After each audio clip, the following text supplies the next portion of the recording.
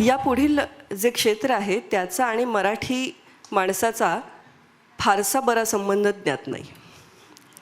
ते क्षेत्र म्हणजे उद्योजकतेचं. पण आता मात्र काय बदललं आहे असं निश्चितपणे म्हणता येईल, कारण ज्ञानेश्वरांचा विश्वात्मक देव आता खऱ्या अर्थाने ग्लोबल झाला. ज्ञानेश्वरांचा विश्वात्मक देव आता खऱ्या अर्थाने ग्लोबल झाला. तुक्या माण्याचा सुपुत्र आता बिझनेसमन म्हणण्यास एबल झाला. प्रेमात पडावं त्या अर्थी आता उद्योगात पडतं मराठीपण. प्रेमात पडावं त्या अर्थी आता उद्योगात पडतं खरं तर उभं राहतं मराठीपण. आणि अशी जी ज्वलंत म्हणावी अशी उदाहरणं आपल्यासमोर आहेत उद्योग क्षेत्रातली. तसंच एक उदाहरण म्हणजे श्री बाबासाहेब कल्याणी.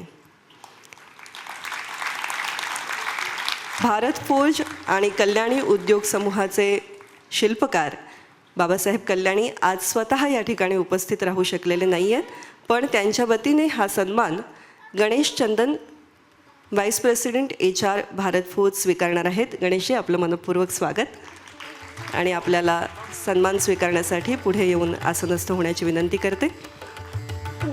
त्याचबरोबर या निवड समितीसाठी उद्योग क्षेत्रातली खूप महत्त्वाची नावं आमच्याबरोबर जोडली गेली. श्री प्रवीण कडले, श्री विठ्ठल कामत सर आणि श्री दीपक घैसास. या ठिकाणी विठ्ठलजी कामत सर उपस्थित आहेत. मी मंचावर त्यांचं स्वागत करते आणि त्यांना आसनस्थ होण्याची विनंती करते.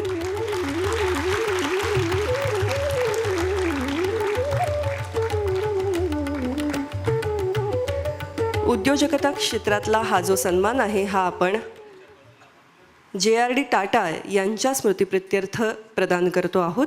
आणि मी ॲडव्होकेट उज्ज्वल निकम सरांना विनंती करते की चतुरंग सुवर्णरत्न उद्योजकता सन्मान आपण गणेशजींच्या हाती सुपूर्द करावा.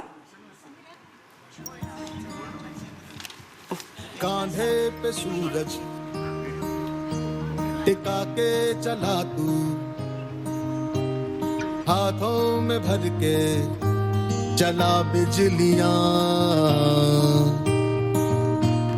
कांधे पे सूरज टिका के चला तू, हाथों में भर के चला बिजलियां.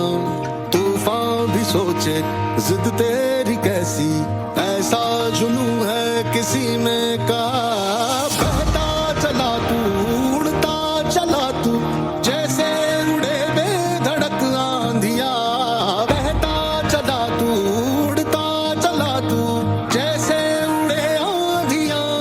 मंजर है नया, मंजर नया, मंजर है नया, के उड़ रही है बेधड़क सी आंधियां. मी मान्यवरांना आसनस्थ होण्याची विनंती करते. गणेशजी, आपल्यालाही थोडा वेळ इथेच थांबण्याची विनंती करते. आपण सन्मान सुपूर्द केलेला आहे आणि याविषयीचे जे गौरवोद्गार प्रकट करणार आहेत डॉक्टर सागर देशपांडे आपल्याबरोबर आहेत. जोरदार टाळ्यांच्या गजरामध्ये त्यांना या ठिकाणी आमंत्रित करते.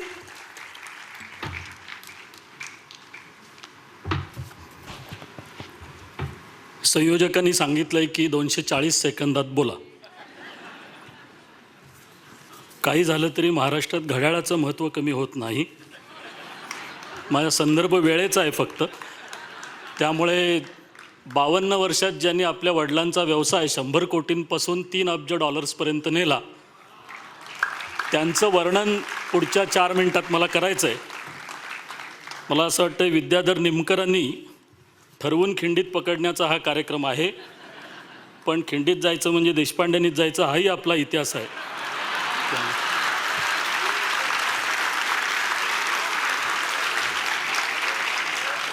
स्वातंत्र्यवीर सावरकर असं म्हणाले होते की तुम्हाला संपूर्ण भारताचं मंत्रिमंडळ जर एका शहरातून बनवून द्यायचं असेल तर ते मी पुण्यातनं देईन.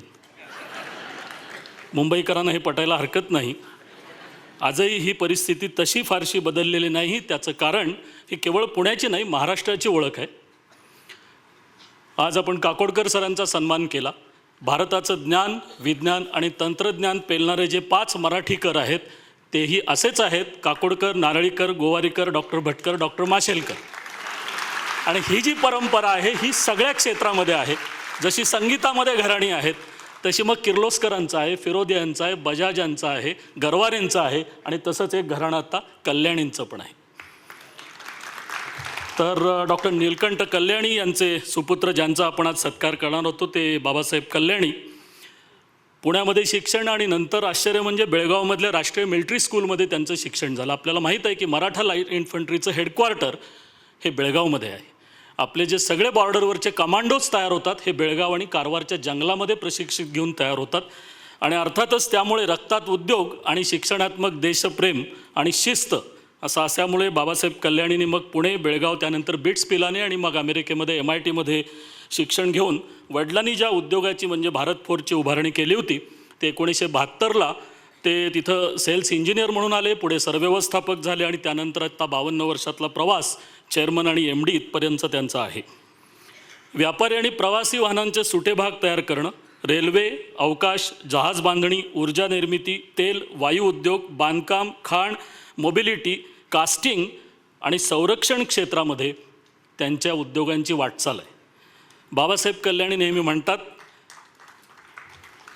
हरकत नाही मुंबई असल्यामुळे टाळ्या वाजवायला हरकत नाही प्लीज, आपण मोटारीने प्रवास करा किंवा विमानाने, प्रत्येक दुसऱ्या मोटारीत किंवा विमानात सुट्टे भाग असतील ते भारत फोर्जचे. खूप कमी लोकांना हा उद्योगाचा अवकाश त्यांचा माहीत असेल. आज भारत जी जगभरातली 4थ्या क्रमांकाची लष्करी शक्ती होत आहे त्यामध्ये सर्वाधिक वाटा हा भारत फोर्जचा आहे. आपल्या पंतप्रधानांनी जे स्वप्न आपल्याला दाखवलेलं आहे ते स्वयंपूर्ण भारत, आत्मनिर्भर भारत आणि 2047पर्यंतचा विकसित भारत, त्यामध्ये संरक्षण क्षेत्राच्या बाबतीत आजपर्यंत भारत फक्त आयातच करत होता, आत्ता निर्यातीमध्ये पण भारत जगामध्ये पुढे आहे.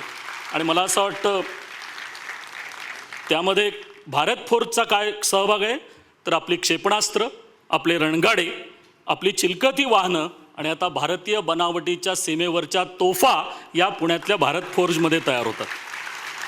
गेल्या 50 वर्षात मी म्हटलं तसं 100 पटींनी आपल्या उद्योगाचा विस्तार बाबासाहेब कल्याणींनी केला आणि त्याही पलीकडे जाऊन आत्ता त्यांच्या ग्राहकांच्या यादीमध्ये General Motors, Mercedes, BMW, Toyota, Honda, Volvo, Cummins, Renault हे ग्राहक आज आहेत. म्हणजे जागतिक उद्योग व्यापारामध्ये आज भारत फोर्जचा दबदबा किती झाला आहे आपण बघू शकाल. येणारा काळ हा इलेक्ट्रॉनिक वाहनांचा असल्यामुळे त्या निर्मितीकडे पण भारत फोर्जनी लक्ष द्यायला चालू केलेलं आहे. पुण्यामध्ये त्याचं जे मुख्यालय आहे, इतर देशांमध्ये त्याच्या शाखा आहेत.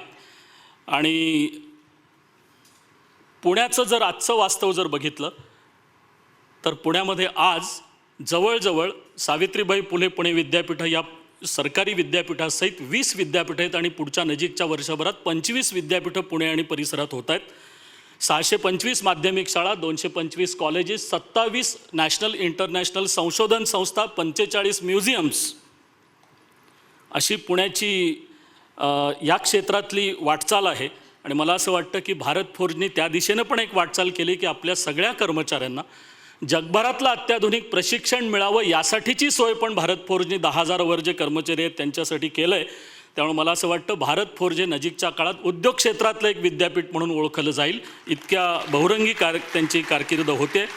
कल्याणी म्हणजे भारत फोर्ज आणि भारत फोर्ज म्हणजे भारत अशी आता ओळख मला असं वाटतं नजीकच्या काळात या संरक्षण क्षेत्रातल्या त्यांच्या योगदानामुळे होईल. मी इथंच थांबतो. नमस्कार. डॉक्टर सागर देशपांडे यांचे मनपूर्वक आभार. शैक्षणिक क्षेत्रात खूप मोलाची कामगिरी डॉक्टर सागर देशपांडे करत आहेत. जडणघडण हे शैक्षणिक नियतकालिक जर आपण पाहिलं असेल तर त्याचे ते संपादक आहेत. त्यांचे पुन्हा एकदा मनापासून आभार मानते. आणि यानंतर जरी आज आदरणीय बाबासाहेब कल्याणी या ठिकाणी उपस्थित राहू शकले नसले तरी ध्वनिचित्रफितीच्या माध्यमातून ते संवाद साधतायत. आपण पाहूया पुढील ध्वनिचित्रफित.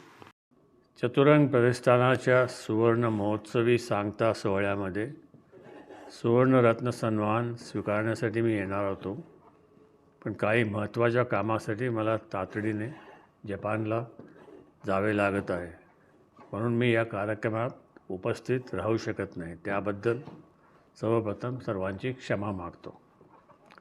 चतुरंग प्रतिष्ठान ही संस्था कला, शिक्षण, समाजकार्य अशा विविध क्षेत्रातील गुणवंताचे कौतुक करते आणि त्यांना प्रोत्साहन देते.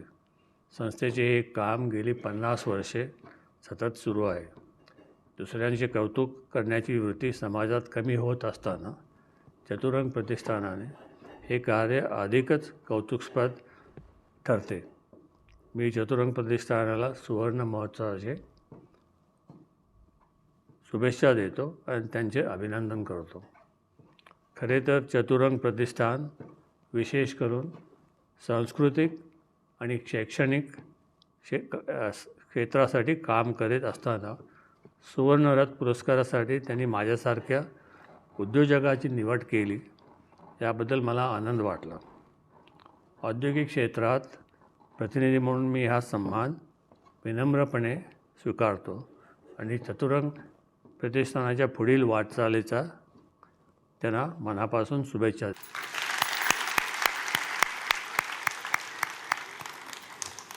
गणेशजी, आपण हा पुरस्कार स्वीकारण्यासाठी उपस्थित राहिलात, आपले मनापासून आभार मानते.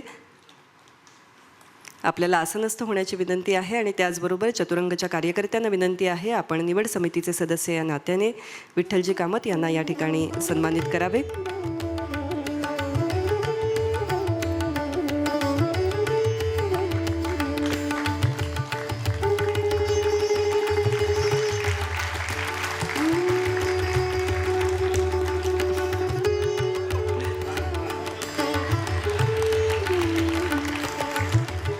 कामत सर, आपले आभार आणि आपल्याला प्रेक्षागृहात आसनस्थ होण्याची विनंती करते.